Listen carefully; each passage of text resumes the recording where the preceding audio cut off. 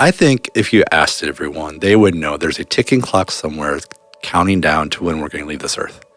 Yeah. I don't think that surprises anyone, but here's what we commonly do. At least this is what I did. I think many people do.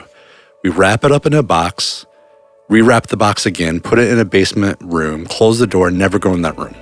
Yeah. I never have to look at the clock, hear the clock, see the clock. It's there, if you ask me, but never part of my being. Quickly as this started, I felt like the clock was in every room I was in. Welcome to Keystone Conversations, our podcast on the topics and issues important to the Keystone family. Our hope is to give insight, wisdom, resources as you press on to know and follow Jesus. My name is Brent Minter. I'm the lead pastor of Keystone. And today I get to host a guest that is very normal to this podcast, but he is sitting in a different seat today. Dun, dun, dun. I want to introduce to you our executive pastor and my friend, Randy Woodbury. Hello, friend. How are you? Great. Yeah, so if you listen to this podcast, you're probably familiar with a format that's pretty normal. Randy introduces the topic, and he's the sanity and the one who helps navigate us. In the way we would say it, he is the play-by-play, and I'm the color commentator. And so often we have a plan, and he gives me the opportunity to Air traffic control. He's air traffic control for me and for our other guests. And today, I get to do that for him. So this is actually a really fun topic, because if you look back over the last month or so since we came back for the fall of 25, there's been a lot of church context, helping people navigate new staff, national disasters, or not national disasters, but natural tragedies with people getting killed. And but then today we're going to come back and talk on the more personal level. This is like, we're going to try to learn some things and share some wisdom to our people. And it's honestly some wisdom and some hard things you've walked through. Yeah. And I've asked you didn't ask to do this. I asked you, Randy, you've learned some things because of an event we're going to talk about in a second. Yeah. Would you be willing to sit down and share what God's teaching you through a situation? So before, many of our listeners probably know the situation, but a lot don't. Let's start with a Thursday morning. I walk in, you're already at your desk when I walk in one morning, and we had a couple meetings that were, that we needed to get through that day. Couple tough ones. Yeah, a couple tough meetings. And you came, I walked in your office and you said, "Hey, Brent, what did you tell me?" Yeah, so this was about a month ago now, and it's not uncommon for Brent and I to kind of touch base before a meeting, just make sure, hey, we're on the same page and we know what's going on. Because sometimes, in the quick pace of things here, we're just going 1,000 miles a minute. We might not even know what meeting we're in. Yeah. But I had told him, I said, hey, we're going to this tough meeting, but I might be a little off today. Had a tough night over the night, hadn't slept much. I think I had slept maybe 2 hours. And so I just kind of want to give him context of why that was. And so you had asked me some questions back. Oh, why didn't you sleep well? Well, the night before, I was playing, honestly, Xbox with my son, Colin. That's as we tend to do. Who was winning? Usually him. Okay. Always him. Okay, I just shout out Colin. And I felt like I had a pinched nerve in my left elbow. Yeah. And, when you're playing games or doing whatever, you can, that's just weird, no big deal. Well, then throughout the evening, the pain started moving up my arm a little bit. And then I started getting some indigestion, and which, again, none of those individually are that abnormal. Yep. And so nothing was really, I got a little worried for a second, went on a walk with the boys, just kind of shake it off. Yeah. And went, okay, it's kind of calmed down, I'll go to bed. And that night, I couldn't sleep well at all. Yeah. I tried virtually every possible chair, recliner, bed, sofa in our house. I'm going to tell on you right now, Randy has a belief in his life that one day he'll find the perfect pillow that lets him sleep. I hope so. And it's a fool's errand. We have not found it yet. No. And so it was just a long, rough night. Yep. And so finally, I actually, because I wasn't sleeping anyway, got up early, came here to Keystone early, yep. and actually did a lap around the building, just again, kind of shake it off, wake up. And we were having this conversation. So Randy is filling me this in, and I said, Randy, you just told me you had indigestion and left arm pain. And I tried to, not with haste, but with a lot of clarity, said, what are you doing here? Yeah. Go to the stinking hospital. And he did say, hey, if nothing else, it will get an EKG. It'll ease your mind. Yep. Okay, great. And you know how sometimes you do stuff just to check the box and make sure I'll do it. It'll make everyone happy and I can get back on to work. Yep. So I went to urgent care, did an EKG, came back perfectly normal. Yeah. But they, and God bless the doctor, and I can't remember his name at this moment, but I'm going to talk to him at some point. He said, hey, based on what you told us, we could take a blood test. And the enzymes will tell us a lot. Yeah. You know, if you take it too early and won't tell us if they take it too late. So you took the blood test, results came back, you have extremely high enzymes, which means you're either having a heart attack or just had a heart attack. Yeah. You need to go to the hospital. Do you want to take the ambulance or not? And that is shocking news. It was. And okay, I'm going to have to be honest with you. The very first comment I said was, how much is the ambulance going to cost? I'm not kidding. We're in a shift season around here. Ambulances aren't in the budget. And he said, well, he said, it'll cost what it costs, but you can cut the line. If you come in the ambulance, you go straight into a room. You don't sit in line. I said, okay. So it was out of pure self-preservation of being in line. Get in the ambulance. One of the techs on the ambulance was a former Keystone member. Yeah. Had come here. They now go to Cornerstone. And at that point, my blood pressure was so wickedly high, 200 over whatever. Go in the ER, take a chest X-ray, and within 30 minutes, I'm in a cath lab having angioplasty on my heart. It was noon to 3 o'clock. Yeah. That all happened. Yeah. So my stories, my part of that is, he came, we had a meeting, it was earlier in the morning and Randy knows this. I was like, you're going to go to, yeah. I wasn't trying to be rude. Volunteer, voluntold. Yeah. You're going to the hospital. So, but at 3 o'clock, hey, they're going to do something. And I leave here. You hadn't eaten, and so I go and get you a smoothie and try to get down there. And by the time I get down there, you're in the cath lab. Yeah. And I found your wife sitting in the basement of a hospital. Yeah. By herself. Yep. And I'm like, no one should be by themselves in this moment in the basement of a hospital. And so had another errand I had to really run. Came back, and by the time I came back, you're there, and your boys show up. And you're on your way up to the room to recover. So we can tell some funny stories about the room after that. But so what they found was I had actually 5 blockages. One of them was 100% blockage that had been there for years. And the beautiful way God has created our hearts and bodies, my heart had found a way around it long ago. Yeah. And there's 4 other blockages. The one causing the heart attack, they dealt with right away and put a stent in there. And they said, so we always deal with, I didn't find out this till later, but they always deal with the heart attack issue first and then deal with whatever else they find. Yeah. I said, hey, we're going to deal with this. You'll be in the hospital for a day or so, and then we'll come back later and deal with the rest. Yeah. And so at that time, when you finally made it to the room, and I was in a fairly happy place because the drugs were still in effect. Yes. And the cath lab drugs were fantastic. Let's just be honest. Whatever the cocktail was. You can tell why people get hooked on drugs, I'm sure. Yeah. I think they were the funniest crew I've ever talked to. I had no idea what was going on. They went through my wrist. Yeah. And medical technology is so one of my favorite things is when we were up there with you, you were happy and not in pain and gregarious. And you're like, are you on anything? And you're like, no, I don't think so. And then the nurse in the room literally laughed out loud and started belly laughing. And she goes, oh, he's on some stuff. Yeah. It was very funny. So plan in place, people have done this before, got some diet changes, got some exercise changes. And so I was going to come back in 2 weeks and have another cath lab to deal with the rest. That's when the story takes a little bit of a turn, is that I'm prepping to go into the second. This would have been 2 weeks later. Yeah. And the doctor comes in and says, we're probably not putting a stent in. You need to legit do a bypass. And that was the first time I'd ever heard the word bypass. Wow. And April says I went white as a sheet.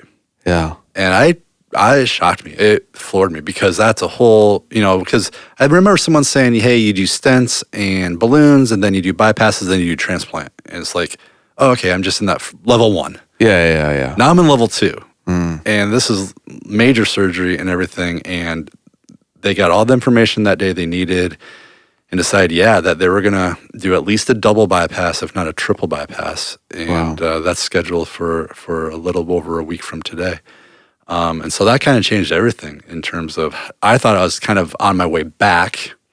Yeah. When actually things were just restarting again. And that was a tough time. Yeah. I got talked to you on the phone. I was out of state. I was doing some stuff with a different church and helping them and got a phone call and you were shocked. Yeah. And so, we're catching people up with context. Sure. And I actually love telling this story because, Randy, you are loved in this place. And for people to know what you're walking through, but also what your family's walking through. Thanks for telling that story. But the reason I'm having you on the podcast today, and I get to sit in this seat, and you get to sit in that seat, is, this is always something that I really try to do well, is to reflect. And to try to learn. There's so much that happens in our life, but to not miss the learning and in different seasons. And in joys and in sorrows, God, what are you teaching me? Yeah. And so the rest of our conversation isn't going to be about your heart and the procedures, which, church, please pray for our brother. He's going to have a significant surgery, and we're trusting the Lord for that. Man, the wise person learns. And so the rest of our time is going to be, Randy, what have you learned? I mean, you're home for a bit. Again, you got voluntold you're going to stay home more. Randy is a very dutiful man. And so he's had some time to recover and to reflect. And so I'm turning the mic over to you now. Yeah. Randy, what has God showed you in the midst of the context of that story? Yeah, it's been great. And frankly, Brent's always been very good, whether it's at a staff or at just a church family context, to encourage us to have times to reflect. And reflection is not a common habit I had. I came from an industry and a background where reflection was useless and is almost weakness. Yeah, forecasting. Yeah. Really important. Really good. Looking back, reflecting, no. You hide your errors, you maximize your strengths, you promote yourself. It was interesting as I went through it, and you hear people talk about it, and as others hear my story, you might say, oh, we've heard this before. The number of emotions are vast. Wow. Thankfully, one of the early things as I was more in the ER was just gratitude. I had looked back, I'm at a stage of my life, I'll turn 51 here in November, that I am grateful to God for what he has allowed me to do. Yeah. And, that could be anything from, let's start with my salvation, Jesus Christ, what he's done for us on the cross, the fact I can have a relationship with the Father, the fact that my sins have been forgiven. It brings that home starkly. Wow. When you're dealing with issues of mortality. But then on a practical basis, grateful for every moment with my family, for where we lived, for what we've had to do, working here. It quickly comes to you how count your blessings can be so powerful. And it just brought home. It would be nice if we could just stay there in that moment. Yeah. But then quickly came anger. Okay. I was super angry. And not at what you would think. I was never angry at God. I was angry at myself for poor exercise decisions. Obviously I didn't eat right. Obviously I didn't exercise right. Why didn't I take this seriously? Why didn't I go to the doctor? It's so self-focused of, I screwed it up. And many cultures, we call them shame, honor cultures. Yeah. And there's people, and I consider myself one of them, that my internal shame and judgment of myself is 10 times worse than what anyone could do. Yeah. Some of that's background-based, some of that's Totally. family-based. I was angry at scared my family.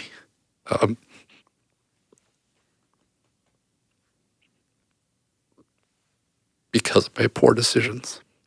Yeah. That they had to go through that. They've been great. And just, Abby, Kate, Colin, April have all contributed so wonderfully to that. But, man, you hate scaring your family. Yeah. based on your decisions. Yeah. And so that started to spiral a little bit. Yeah, I think we can all look back and see that. I mean, Randy, exercise hasn't been super important to you. Yeah. But it's not like you've decided you're never going to. Right. I mean, you're beating yourself up, and I think rear view's 2020, right? Yeah. But at the same time, that anger also maybe highlights some things that are a little true, but they become overly true when you're in that shame. And overwhelming. So those were the immediate effects. And then, you start having the meetings and the doctors and the nurses, and there's great resources to help you. And so then I started learning, I would say, the longer term lessons of, let's start on the negative side. I've tried to explain it this way. I think if you asked everyone, they would know there's a ticking clock somewhere counting down to when we're going to leave this earth. Yeah. I don't think that surprises anyone, but here's what we commonly do. At least this is what I did. I think many people do.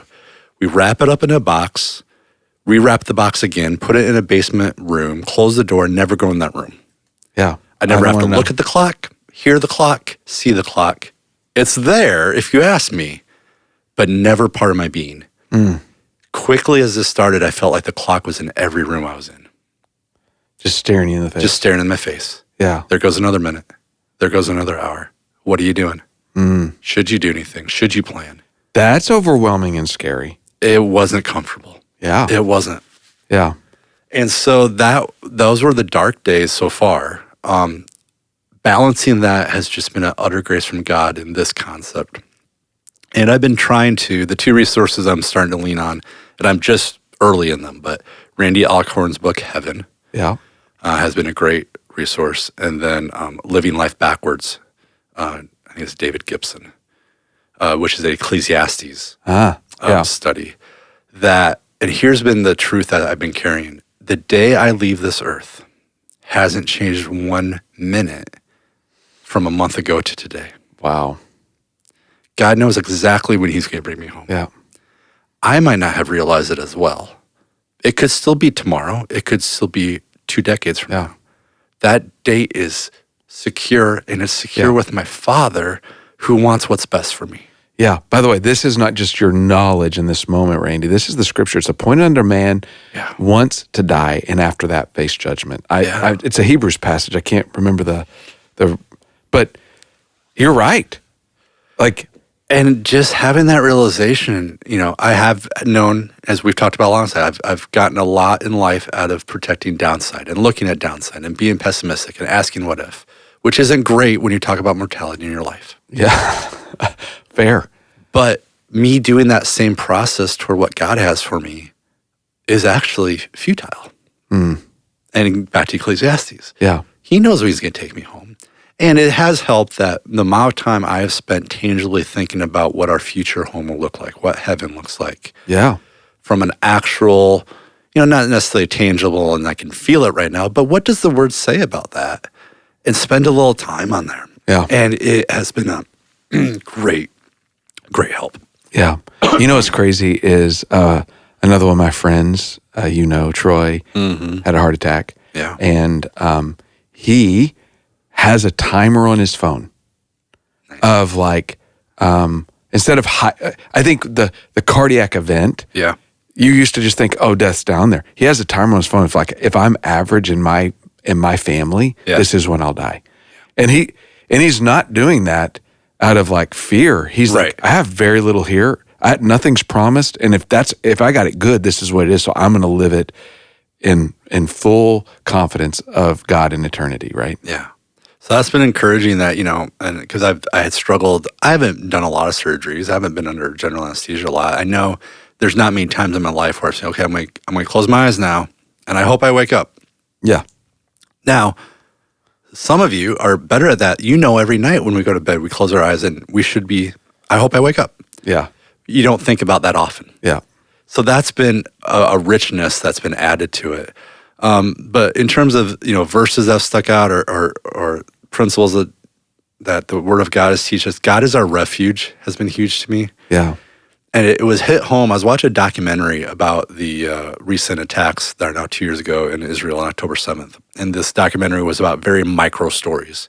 This first one was about a Jewish woman who was biking in her response.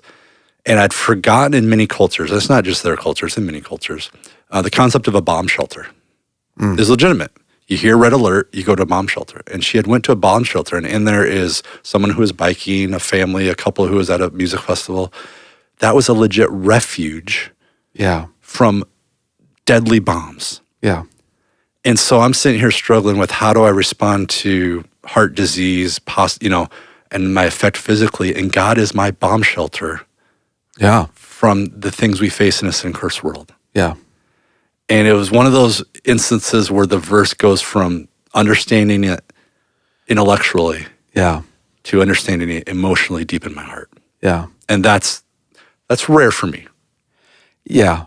I mean, Randy, I appreciate you saying that. You learn from the Lord often. These are not, this kind of learning might not be as comfortable for you, but I mean, I think the reason I wanted you to come on today is because you have learned that because you got the bomb. Yeah. Okay. Which is heart attack. Mm-hmm.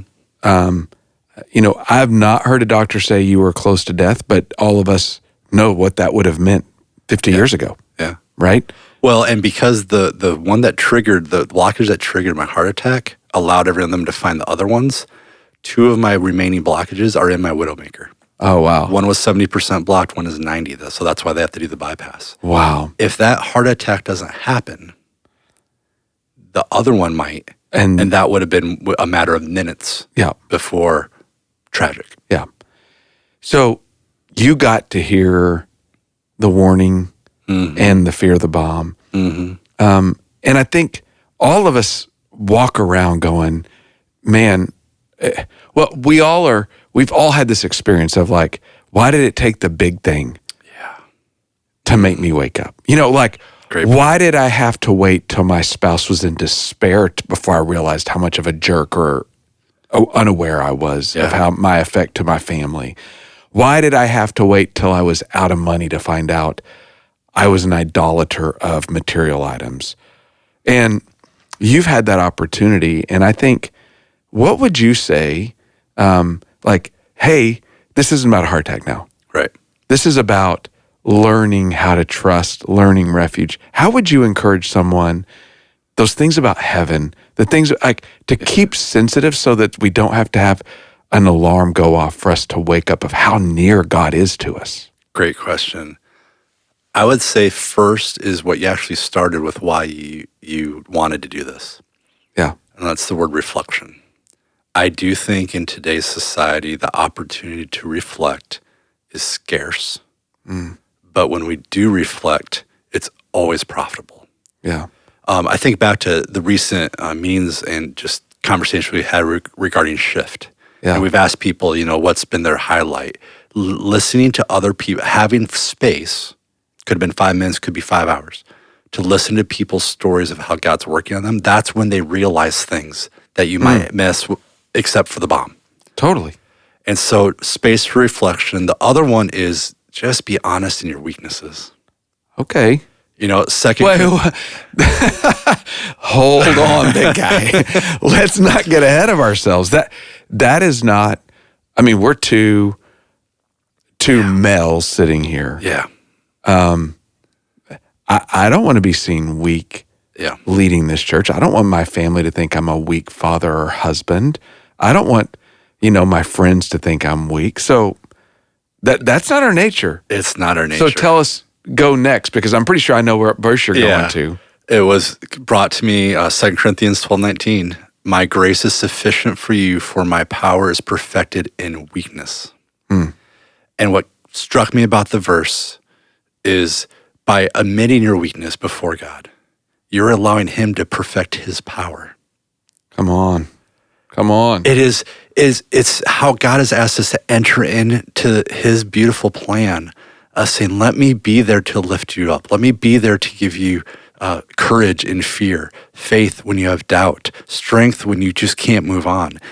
Let me help you.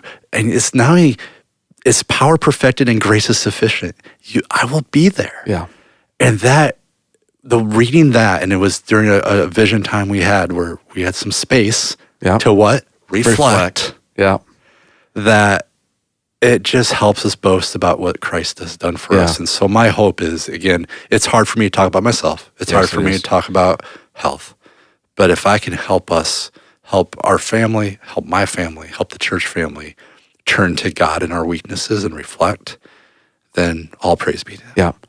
So reflect is a word. I use that word a lot. You do. And I think I was trained, so I don't want to, but reflect is a word that can be less biblically concept. Sure. Like, reflect. Yeah. But here's the biblical word.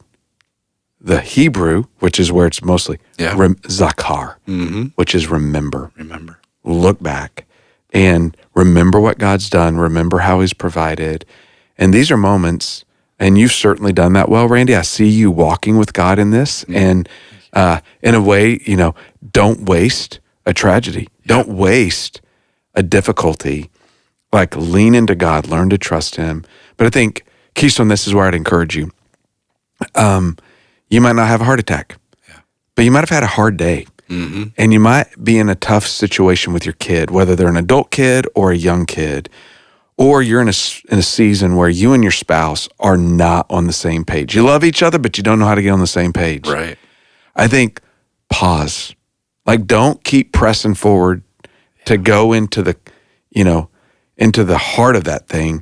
Pause and say, God, what would you want to teach me now? Because we can learn in these moments. We don't have to wait till we're in an ambulance. Yeah. And if you're in an ambulance, good time too. Yeah, your learning will be expedited. That's more of the fast track course. But brother and sister, we are not promised tomorrow. And we live in broken bodies, that death is the final enemy of us all. And the only way to defeat it is faith in the resurrection of Christ that will resurrect us. So our bodies will fail. We will do dumb stuff and have to learn the hard time. But through your life, brother and sister, don't let those moments press you away from God. Run to God as your refuge. Reflect on His faithfulness. Reflect on His word.